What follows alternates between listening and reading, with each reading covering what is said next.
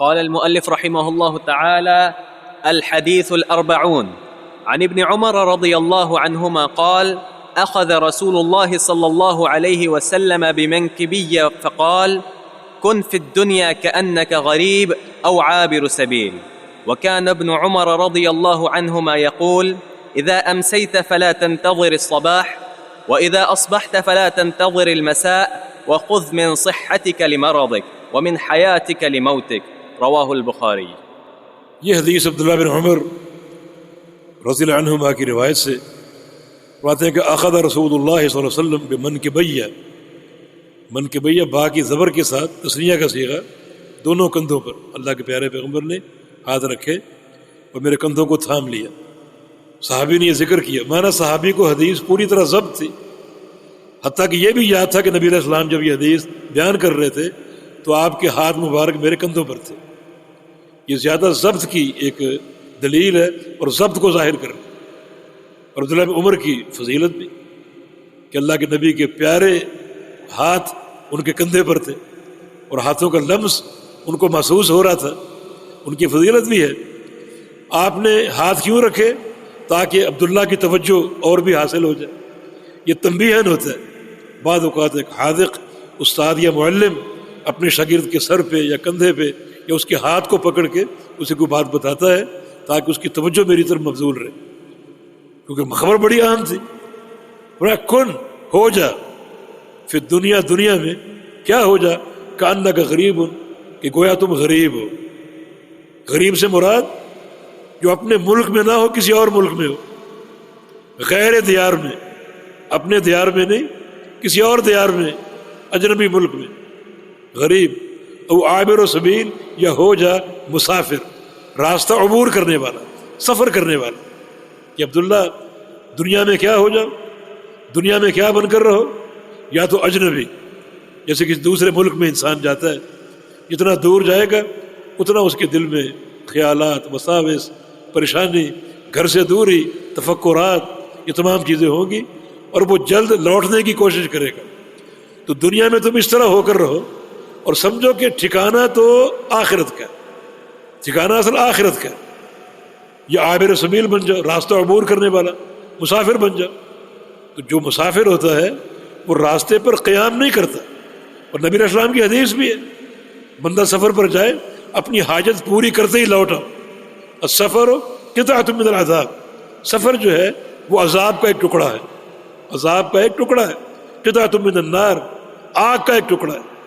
جس کام پر جاؤ جیسے ہی فارغ ہو جاؤ فوراً لوٹ آؤ، اپنے ملک میں آ جاؤ، اپنے دیار میں آ جاؤ جہاں پر عافیت، واقفیت، امن و سکون، معرفت اور محبت آپ کے لیے موجود ہے۔ تو دنیا میں کیسے بن کر رہو، یا تو اجنبی ملک میں رہنے والے انسان کی طرح جو دیار غیر میں رہتا ہے، یا پھر مسافر کی طرح، مانا مسافر بن جاؤ۔ تو بندے کی دو حالت ہیں، ایک مسافر، ایک مقیم۔ اگر دنیا میں مسافر ہیں تو مقیم کہاں ہو؟ مقیم آخرت کی، آخرت کی۔ قدم قدم پر تمہیں دنیا میں آخرت یاد آئے، قدم قدم پر آخرت یاد آئے، آخرت کے مقیم بن جاؤ۔ دنیا کی نعمتیں دیکھو تو جنت کی نعمتوں کا سوچو، دنیا کی تکلیف کوئی آ جائے تو سوچو کہ جہنم کا عذاب کیسا ہو۔ بعض سلف صالحین، حافظ ابن رجب نے لکھا ہے، اگر وہ کچھ غبار سا محسوس کرتے اپنے دل میں غفلت کا کہ کچھ دوری ہو رہی ہے، تو وہ کسی لوہار کی بھٹی پہ چلے جاتے اور اس آگ کو دیکھتے کہ آگ سونے کو پگھلا رہی، سونے کو پگھلا رہی یا لوہے کو پگھلا رہی، آگ لوہے کو پگھلا رہی، تو وہ لوہے کی سرخی دیکھتے اور پگھلا ہوا لوہا دیکھتے تو غش کھا کے گر جاتے۔ یہ دنیا کی آگ ہے، نارکم ہذہ جزء من 70 جزءا من نار جہنم، یہ تمہاری دنیا کی آگ ہے، جہنم کی آگ اس سے 70 گنا زیادہ گرم۔ وہ آگ کیسی ہوگی جو دنیا میں لوہے کو پگھلا رہی، لوہے کو سرخ کر رہی، وہ آگ کیسی ہوگی؟ تو پھر یہ تصور جو ہے، یعنی سلف صالحین ہمیشہ آخرت کے مقیم تھے، آخرت کے مقیم، ہمیشہ ان کی سوچ آخرت پر قائم رہتی تھی اور دنیا میں ایک اجنبی اور مسافر کے طور پر رہا کرتے تھے۔ سرخ لوہے کا ذکر آ گیا ایک چھوٹا سا سچا واقعہ آپ کو سناتا ہوں۔ ہمارے ایک دوست عالم پاکستان میں سیالکوٹ کے علاقے، اچھے خطیب بھی تھے، اب بھی ہیں، اللہ ان کو صحت دے، وہ بیمار ہو گئے۔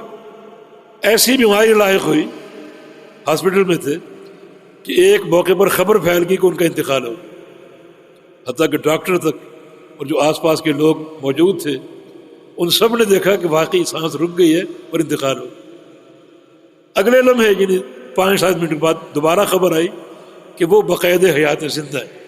میں جب اپنے کراچی سے ایک دفعہ لاہور گیا تو سیالکوٹ ان کی بیمار پرسی کے لیے گیا، تو میں نے اس خبر کا پوچھا کہ پہلے تمہارے فوت ہونے کی خبر آئی، پھر 10 منٹ بعد تمہارے زندہ ہونے کی، تو اس نے کہا یہ غلط فہمی سے یہ بات پھیل گئی، مگر وہ جو عرصہ تھا جس میں یہ خبر پھیلی، واقعی میں یعنی مر تو نہیں گیا لیکن مرنے والوں جیسا ہو چکا تھا، مجھے کوئی ہوش نہیں۔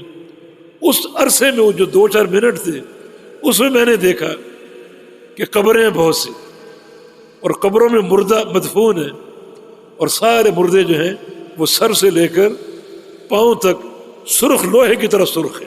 اس طرح آگ ان کو جلا دی، اس طرح ان کو آگ جلا رہی ہے کہ ان کا جسم سر سے لے کر پاؤں تک سرخ لوہے کی طرح جل رہا ہے، دہک رہا ہے، جیسے سرخ انگارہ ہوتا ہے، سرخ کوئلہ ہوتا ہے، اس طرح ان کے بدن سرخ مجھے نظر آئے۔ وہ 2-4 منٹ کا جو وقفہ تھا، میری کیفیت کیا تھی میں نہیں جانتا، اس وقفے میں میں نے یہ صورتحال دیکھی، اور پھر دوبارہ جو ہے وہ ان کے زندہ ہونے کی خبر آ گئی۔ اور غلط فہمی ہو سکتی، لیکن عذاب الہی کا تصور، ان حالات میں نبی علیہ السلام کی یہ وصیت کہ دنیا میں تم ایک اجنبی بن کر رہو، مسافر کے طور پر رہو، اپنے آپ کو آخرت کا مقیم رکھو، ہمیشہ آخرت کی سوچو، ہمیشہ آخرت کی۔ تبھی تو نبی علیہ السلام نے اس صحابی سے کہا جو آپ کے وضو کا پانی لے کر آیا، رات کو وضو کا پانی لے کر بیٹھ جاتا کہ آپ کو رات کو ضرورت پڑے تو کون آپ کو وضو کا پانی دے گا، آپ کو خبر نہ ہوتی، ایک رات آپ کو واقعی ضرورت پڑ گئی اور باہر نکلے تو وہ صحابی موجود تھا، تو آپ حیران ہوئے، باہر کے وضو کرایا اس نے، اور آپ فرما رہے کہ سل تعطیٰ، مانگو تمہیں عطا کیا جائے گا۔ اس نے کچھ سوچا، مہلت لی، اور سوچ کر کیا مانگا، اسألک مرافقتک فی الجنہ، کہ مجھے جنت میں آپ کی رفاقت چاہیے، آپ کا ساتھ چاہیے۔ اس نوجوان کا تعارف تاریخ نے کیا کروایا، شاب کان ہمہ الآخرہ، یہ وہ نوجوان ہے جس کی تمام تر سوچ اور فکر کا محور آخرت ہے، ہمیشہ قیامت کا سوچتا تھا اور آخرت کا سوچتا تھا۔ حالانکہ گھر والوں کا فاقہ اسے یاد ہوگا، پیٹوں پر پتھر باندھنا یاد ہوگا، افلاس اور غربت یاد ہوگی۔ اللہ کے پیغمبر نے فرمایا مانگو جو چاہے مانگو، کوئی فیکٹری مانگ لیتے، کوئی باغ مانگ لیتے، لیکن نہیں، یا رسول اللہ علیہ وسلم جنت میں آپ کی رفاقت چاہیے۔ یہ لوگ ہیں آخرت کے مقیم، اور یہ اللہ کے نبی کی وصیت۔ عبداللہ بن عمر نے یہ حدیث سن لی، اس کے بعد ہمیشہ اس حدیث کو روایت کر کے یہ الفاظ کہا کرتے تھے، اذا امسیت فلا تنتظر الصباح، جب شام ہو تو صبح کا انتظار نہ کرو، یہ سوچ لو کہ ہو سکتا ہے صبح میں نہ رہوں، تو شام اس طرح گزارو کہ اگر صبح وقت آ بھی جائے تو تم تیار اور مستعد ہو، توبہ کر کے اللہ کا ذکر کرتے ہوئے، اس کی عبادت کرتے ہوئے۔ وَإِذَا أَصْبَحْتَ، اور اگر تم صبح کرو تو فَلَا تَنتَظِرْ الْمَسَاءَ، شام کا انتظار نہ کرو۔ یہ تصور کر لو کہ ہو سکتا ہے مجھ پر شام نہ آئے تو صبح ایسی گزار لو کہ کفایت کر جائے اور اللہ کی رضا حاصل ہو جائے، توبۃ النصوح کے ذریعے۔ وَخُذْ مِنْ صِحَّتِكَ لِمَرَضِكَ، جب صحت کا عالم ہو تو صحت میں سے لو اپنے مرض کے لیے، صحت کے زمانے میں کچھ اعمال کر لو جو مرض میں کام آئیں۔ وَمِنْ حَيَاتِكَ لِمَوْتِكَ، اور جب زندگی موجود ہے تو زندگی میں سے کچھ نکالو، کچھ لو جو موت کے لیے کام ہے، موت میں کام ہے۔ بڑی عظیم الشان اور گراں قدر یہ نصیحتیں، اللہ پاک عمل کی توفیق عطا فرمائے۔